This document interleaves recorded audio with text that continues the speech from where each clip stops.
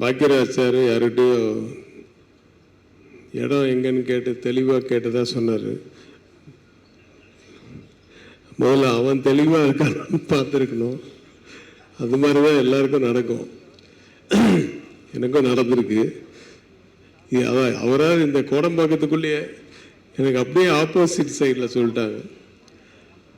So இதெல்லாம் நிஜமாகவே லைஃப்பில் நடக்கிற விஷயங்களே நிறைய ஹியூமர் கலந்துருக்கும்.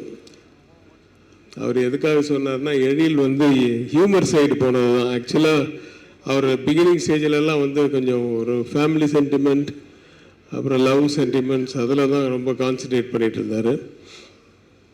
ஆனால் அவர் ஹியூமர் சைடு போகும்போது அது வரவேற்பு ஜாஸ்தி. அது என்றைக்குமே நிலைச்சு நிற்கும். ஹியூமர் வந்து எப்பவுமே சினிமாவுக்குன்னு வரும்போது, ஒரு என்டர்டெயின்மெண்ட் மீடியாவுக்குள்ளே வரும்போது மக்கள் வந்து மனசார சிரிச்சிட்டு அது பண்ணுறல அதில் ஒரு எப்பவுமே தனி அல்லாத ஒரு இன்பம் இருக்கும். ஸோ அந்த மாதிரி படங்கள் கொடுக்கும்போது ஒரு மினிமம் கேரண்டி இருக்கும். அதை எப்போ கையாள ஆரம்பித்தாரோ அதிலிருந்து அவருக்கு தோல்வி இருக்காது. தோல்வி இருந்ததில்லை, இனிமேலும் இருக்காது. எழில் நான் படித்த பள்ளிக்கூடம், நான் குடியிருந்த கோவில் அப்படின்லாம் சொல்லலாம். சூப்பர் குட் ஃபிலிம்ஸ் அங்கேருந்து தான் அவரும் வந்தார். ஸோ நாங்கள் அப்போ அங்கே சந்தித்தது கிடையாது. எங்களுக்கு அப்புறமா ரொம்ப வருஷம் கழித்து தான் அவர் அது உள்ளேருந்து வந்தார். ஆனால் நேற்று சௌத்ரி சாரை பார்க்கும்போது அவர் இப்போ ஒரு மலையாளத்தில் ஒரு படம் பண்ணிகிட்ருக்காரு, தெலுங்கில் ஒரு படம் பண்ணிகிட்ருக்காரு. அதுவும் நியூ ஃபேஸ் டைரக்டர் தான். இது எத்தனாவது டைரக்டர் சார்?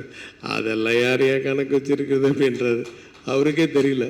ஸோ அப்படி new face directors, new face technicians, நிறைய ஆர்டிஸ்ட்டு இதெல்லாம் இன்ட்ரடியூஸ் பண்ண அவருக்கே கணக்கு தெரியல. அவர் இப்போ 98 படம் முடிஞ்சிச்சு. 100வது படம் மிகப்பெரிய படமாக அவர் படம் வரணும். அதுக்கு அவரே வெயிட் பண்ணிகிட்ருக்காரு.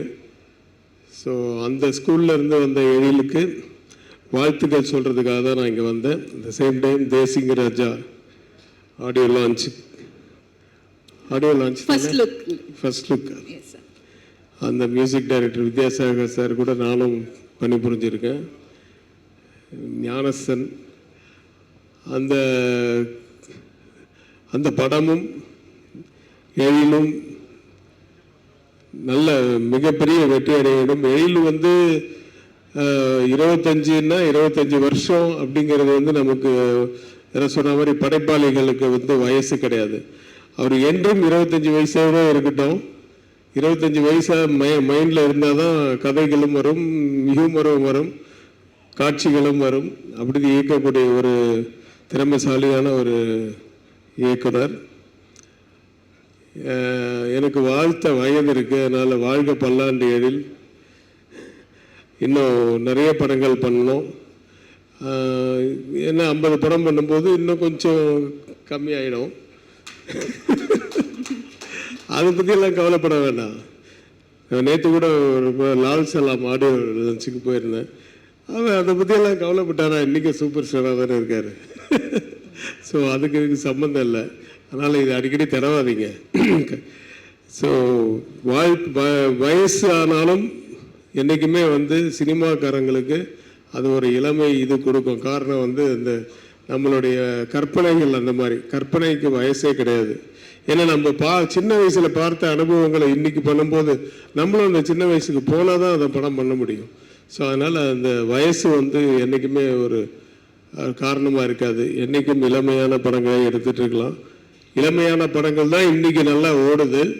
இன்றைக்கி தேட்டர்லேயும் வந்து ஜனங்கள் பார்க்கணுன்னா யூத்து தான் வந்து பார்க்குறாங்க. ஸோ அதனால் இளமையான படங்களை நிறைய எடுக்கணும். வாழ்த்துக்கள் எழில். என்னையும் அழைத்து இந்த விழா மேடையில் நிற்க வைத்ததற்கு நன்றி. வணக்கம். Thank you, sir. Thank you so much.